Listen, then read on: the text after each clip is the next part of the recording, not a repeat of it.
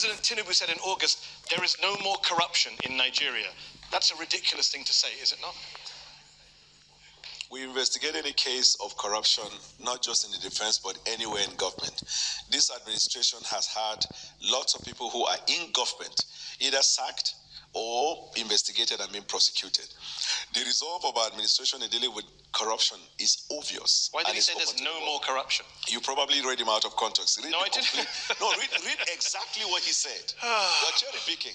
How can someone just stand and say there is no corruption in Nigeria? It is getting clearer to the people. We have more money to the economy and no more corruption. Full stop, close quote. Good. So this is the context. He was communicating to the people about the exploit we're having as a result of the decision to remove fuel subsidy. We dealt with the question of corruption in the oil industry. And that's not what he said, but okay, he didn't say anything about the oil industry. That's why I say context matters. Well, you can't just make up the context. He didn't say anything about the oil industry. He said we have more money to the economy and no more corruption. In fact, he was criticized in Nigeria for this. Last question on this. How can Nigerians take Tinubu seriously on eliminating corruption when he appoints someone like Abubakar Bagudu as Minister of Budget and Economic Planning, a man who, according to the US Justice Department, with others, embezzled, misappropriated, defrauded and extorted billions with a B from the government of Nigeria under the dictator Sani Abacha. Bagudu avoided criminal charges. He cut a deal with the Nigerian government, returned some of the money. But the president literally put Nigeria's budget in the hands of a man who's accused of looting billions of dollars. You started your introduction by saying it's a sovereign country. The decision of the court in the United States does not bind the Supreme Court of Nigeria. But he gave $163 million. And that man is now in charge of the Nigerian budget. You're okay with that? I think. Do you think it's funny? I mean, two-thirds of Nigerians. You think it's funny? No, I don't. I think people who are giving $163 million back shouldn't be in charge of the country's budget. Thank you for your observation. Okay, but do you think they should be in charge of the budget? There's no evidence that that minister has misappropriated funds in the government of Nigeria. Why did he give back $163 million? To Nigeria or to the U.S. To Nigeria.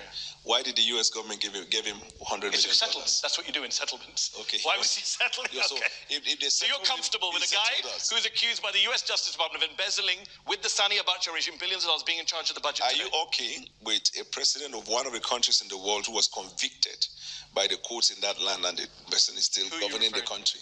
Who are you referring to? No, I'm just asking. But which country? Okay, are you also okay? Are you also okay? Because if it's Donald Trump, I'm a well-known Trump supporter. Are you also okay with the Prime Minister of a country who was accused of making a wrong judgment in an appointment that led to a lot of problem, but he has not resigned, he's still governing? Are you okay with that? Well, by the time this show airs, he may have resigned. So your argument about Keir Starmer and Donald Trump, basically everyone else is corrupt. Okay. Let's go to our panel on that. I'm joined by Aisha Osori, a lawyer and writer with the Open Society Foundations. Aisha, how would you rank this government's record when it comes to security? On a scale of 1 to 10, I would say 1. And I think one thing that I haven't heard in the conversation so far is that since President Tinubu came into office, we have no diplomatic presence in any of the major capitals. And the reason why this is tied to insecurity, for example, let's use our borders with Chad, Niger, Cameroon. When you have no diplomatic presence in those areas, then you're not able to engage on the insecurity. We talked about kidnapping a few minutes ago. There must be a link between the atrocious amounts of money that are being raised by kidnappers. Over $1 billion in 2024, according to the national... From ransoms. That must be what's fueling the insecurity. So there's a link between the kidnapping industry and the rising insecurity. So killing a bunch of terrorists while constantly there's a wave of terrorists coming in through the borders from Chad, from Niger. Again, another thing that's been alleged is that President Tinubu's bad handling of the coup in Niger, where he said we were going to attack them, was one of the triggers for these countries, Niger and Burkina Faso, leaving ECOWAS. I'm just saying all that is connected. Yes. So let me bring in Tunde Doherty, who is the UK chairman of the All Progressives Congress Party, the party of the president. What is your response to Aisha when she says 1 out of 10 security rating for your country? Definitely, what Aisha is saying, well, does not really have bearing. We have the diplomat that does fulfill the policies of government. And in terms of the security situation we're talking about in Nigeria, it's not today's thing. And we must look at the solutions that this government has put into force. You find out that the security architecture in Nigeria has been changed. We talk about the collaboration between the government and the United States in terms of dealing with insurgencies right there and then.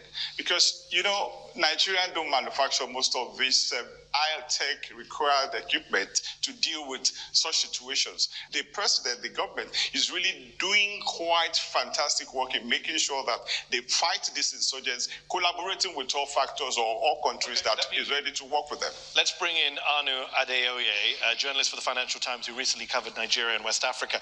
Anu, we can't talk about insecurity without also talking about the economy and the underlying social economic issues. Is the average Nigerian both safer and better off under President Tinubu? The obvious answer is no, right? And before I get to that, I want to talk to what Daniel said. I always find it very interesting with Nigerian government officials who cherry pick statistics about the US and the UK, but they never say how many hours of uninterrupted electricity as the United States had compared to how many Nigeria has had. They never try and find, the good statistics that Nigerians don't benefit from.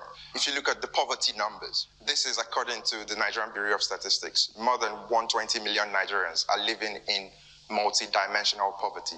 So that's not just people who lack $2 a day. That's people who can't afford food, who can't afford shelter. And even if you look at the numbers of the people who have died, right? These are wartime numbers for a country that is officially not at war.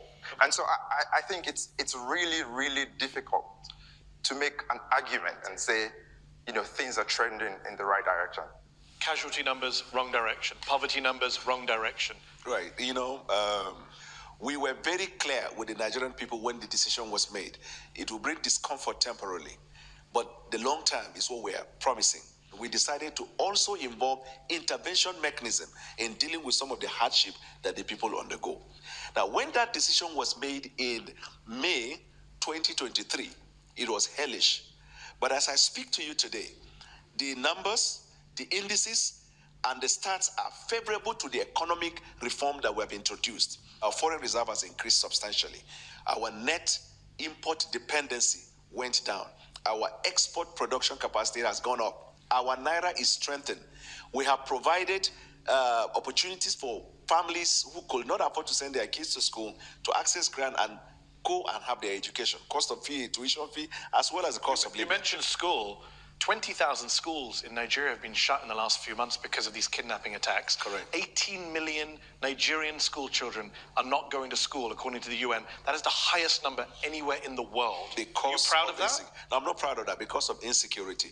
But the measures we're taking now, we're restoring them back to their schools. And some of them whose schools are located in places where there are no governed spaces, we're bringing them back into towns. So when you give out your stats or your opinion about an issue, also incorporate this fact so that the viewer will look at, yes, there is an obvious fact that because of the policy decision that it brought kind of untold hardship, but also we are making progress in this regard. So I agree with you. That's a fair point. We should look at things in the round, and you pointed out things you've done well.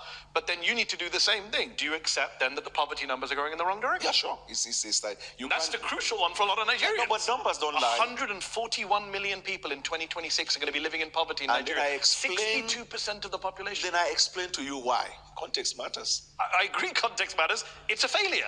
What you did produced 62% in poverty. So the IMF, the World Bank, and the Brentwood, they have applauded the reform decision we took. Now, tell me one country of the world that will introduce that kind of reform, and there won't be consequential effect in terms of action. Even in the United Kingdom, as we speak, there is a cost of living crisis. Are you aware? No, I'm not aware of that. Okay. Let me bring Anu back in from the FT.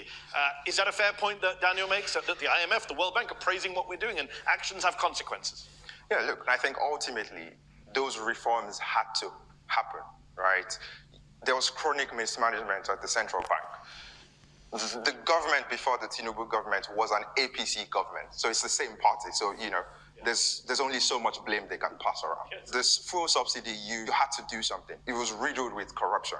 But then the other part of that argument is doing those reforms should not be the end goal. It should only be the starting point. What you need ultimately is foreign direct investment in Nigeria. You need people to bring money into Nigeria to invest long term. Robust foreign direct investment in Nigeria. Let me bring in Tunde. Tunde, Anu makes the point, it's all APC governments. So you can't really blame previous government. This is all your party has presided over the situation in Nigeria. Do you Definitely. That's why you have a president that is economically reliable to put the economy in the right trajectory. This is the first time you see people rushing to come and invest in Nigeria because of the key economic reshaping surgery that is taking place in Nigeria. So you can tell that Nigeria of yesterday is not Nigeria of today. We have to go to the break, but last word, Aisha. I think it's telling that we're talking about IMF and World Bank as if their approval is sort of a good thing. When we talk about the fact that we live in a neoliberal world, and we're talking about the same institutions that made forced structural adjustment programs down the throats of so many countries in Africa, Asia, and Latin America, we shouldn't be praising the fact that they think these reforms are good. But I put that aside. What do the average Nigerians think about their lives? All that seems to matter to the Tinubu administration and past ones is the approval of the West. And I think this conversation between you and Daniel bears that out. It's what the US says, it's what the IMF says, it's not what Nigerians say.